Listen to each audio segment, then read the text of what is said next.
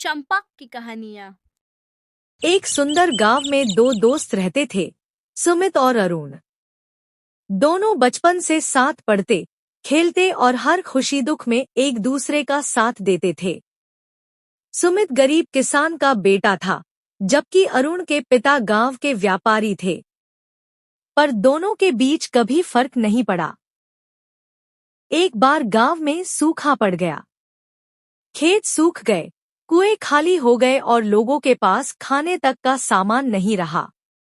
अरुण के पिता ने गांव छोड़कर शहर जाने का फैसला किया, लेकिन सुमित का परिवार गांव नहीं छोड़ सकता था।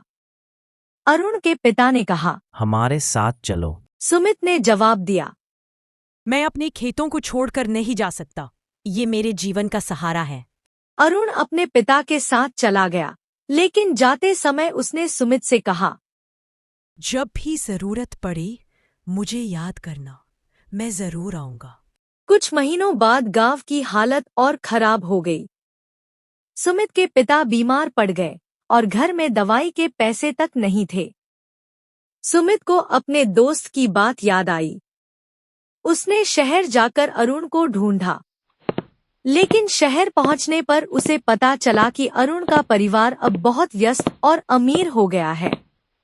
सुमित के मन में डर था कि शायद अब अरुण उसे भूल गया होगा। फिर भी वह उसके घर पहुंचा। दरवाजा खुला और जैसे ही अरुण ने उसे देखा, वह दौड़कर उसके पास गया।